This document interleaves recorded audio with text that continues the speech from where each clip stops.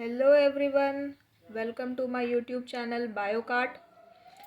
This is my very first YouTube video and I have decided to upload various topics on biology which will be very important with respect to your exams.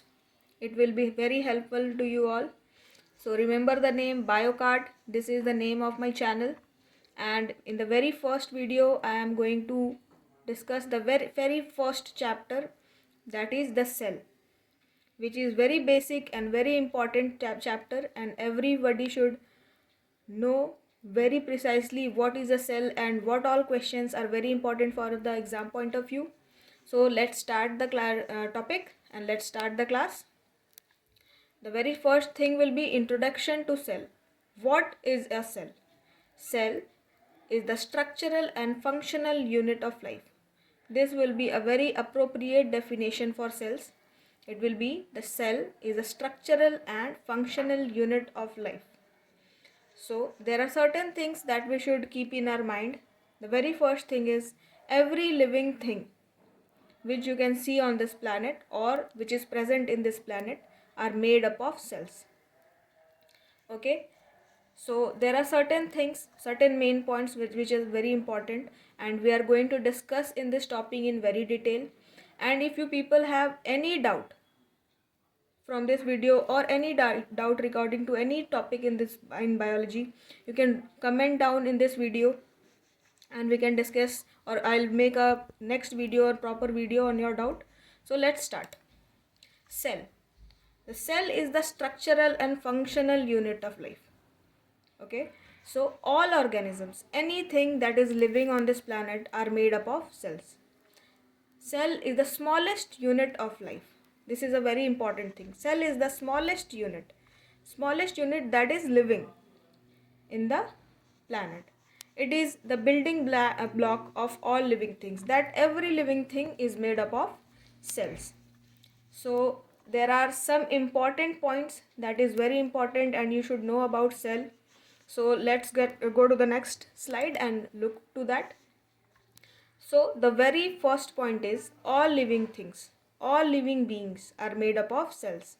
Every living thing that you can see on the planet are made up of cells.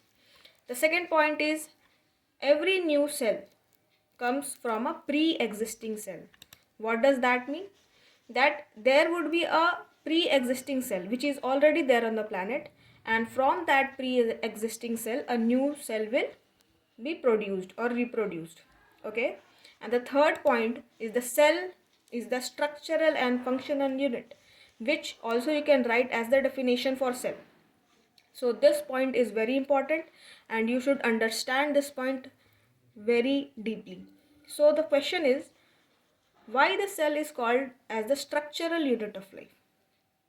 This is a very important question and everybody should know the answer for this question.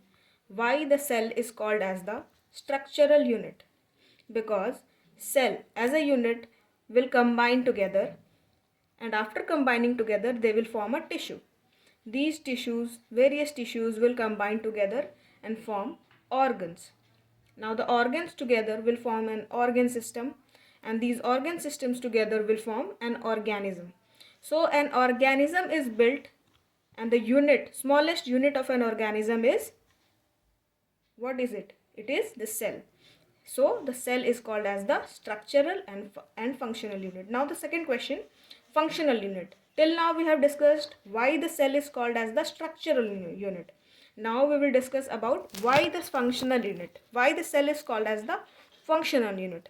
So the smallest unit, the cell itself, is able to perform various life processes such as respiration, nutrition, excretion, etc. That is why it is known as the functional unit of the body. I hope this point is very clear. I am telling it to you once again that this question is very important. Why the cell is known as the structural and functional unit of life? And everybody should know about this. It is very basic and very important.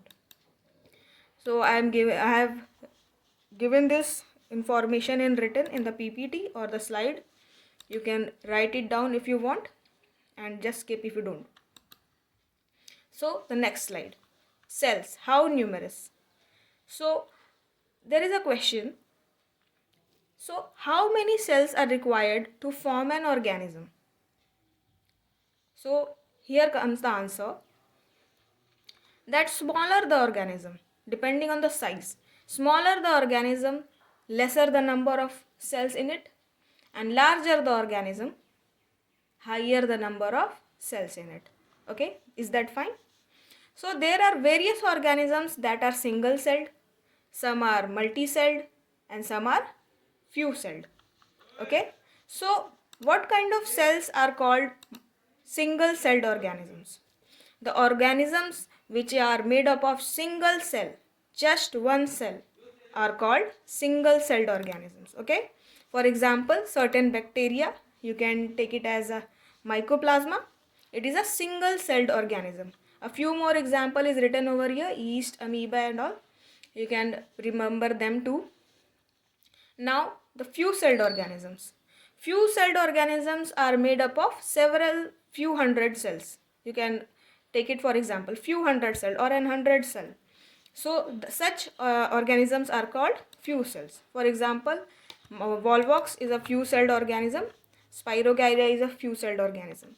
Now the multi-celled organism. The organisms which are made up of millions of cells are called multi-celled organisms. For example, you can take up me as an example. I am a multi-celled organism. Okay, and you can, any organism you see with your naked eye is a multi-celled organism. Next slide. Cells, how small?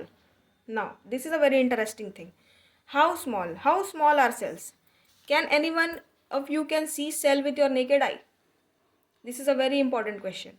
Can any one of us can see the cell with our naked eye? The answer would be no. We cannot see a cell with our naked eye. Why? Because they are microscopic. They are very small. They are minute. That is the reason why we cannot see cells with our naked eyes. So how can we see cells? We can see cells with the help of microscope. That is why the cells are called microscopic. They are minute. They are microscopic because they can be seen only with the help of microscope. Cells are very small and can only be seen with the help of microscope. This is a very interesting thing. Largest cell. If the cells are very small, which cell is the largest cell? Or there must be a question in your mind. If cells are very small, are each and every cell are of same size? Are each and every cell present on this earth is of same size? The answer would be no. Various cells are of various sizes. So the largest cell, we should know if the cells are of various sizes, which cell is the largest cell? The answer is ostrich's egg. The bird ostrich's egg is the largest cell. Okay. Now longest cell. Which cell is the longest? The longest cell is the nerve cell. Third, which cell is the smallest cell? Smallest cell is mycoplasma or certain bacteria. They are very minute. All the cells are small, but mycoplasm particularly is the smallest. Now the largest cell in human body. This is a very important question from, you should know this very well. Largest cell in the human body. Don't confuse with the largest cell and largest cell in human body. If the question is asked which is the largest cell, you will have to answer ostrich. And if the question is largest cell in the human body, you will have to answer ovum. Okay. Now the smallest cell in the human body. Smallest cell in the human body is sperm. Now, why are cells smaller in size? What is the need for small size cells? This is also a very interesting question. So the size of the cell is small because if the size of the cell will be small, it will have larger surface area, and that will help in diffusion of various things from the cell and into the cell. Now that you might have not got it clearly, so let me explain it properly. Smaller the size, greater the efficiency. So what kind of efficiency? If the size of the cell is small, it will have larger surface area, and now if the surface area of the cell is larger, it will help in diffusion of various things like nutrients into the cell, carbon dioxide into the cell. It will help in diffusion of carbon dioxide outside the cell. These functions will be done properly. Now, next thing. Let us understand how can the surface area of a cube be larger if the size of the cube or size of the cell is small. For example, if there is a cube having side of 2 millimeter, so the total surface area of this cube will be 2 millimeter multiplied by 2 millimeter into 6, because a cube has 6 surfaces. So the surface area of the cube will be 24 square millimeter. Now, if we cut the same cube into small 8 pieces, that is, the side will be 1 mm each. Now, there will be 8 pieces of such cubes. The total size will be same, but it will have double surface area. Let's see. 1 mm size, 1 mm into 1 mm into 6, because a cube has 6 surface. So the surface area of one cube will be 6, and there are total 8 cubes. That means it will have 48 square millimeter, which is double the surface area of the original cube. So the same size of cube, same volume, but different surface area. And the larger the surface area will help in diffusion of nutrients into the cell more efficiently. Metabolic waste from the interior to outside the cell, respiratory gases, oxygen into the cell, carbon dioxide out of the cell. This will be happening more efficiently. Any damage to the cell can be repaired easily. So the smaller size of the cell will be making the cell more efficient. Now, cell shapes. Again the question is, are all the cells of same shape? No. The cells are of various shapes. They vary greatly in shape. They may be disc-like, may be rectangular, may be irregular, they may be cuboid. Any shape that comes in your mind, the cell can be of that shape. The shape of the cell depends upon the function it is performing. For example, red blood cells. Red blood cells are circular and biconcave for easy passage through the blood capillaries to transport oxygen. Human white blood cells are amoeboid. That means they are irregular, which help them to squeeze out of the capillary walls. They have pseudopodia. Pseudopodia means false legs. They can squeeze out of the capillary walls. Next, nerve cells are long. As we have seen, nerve cells are the longest cells. They are long to conduct impulse from distant part of the body to the brain, and from the brain to the various distant part of the body. Guard cells. These are present on leaves. They are stomatal pore.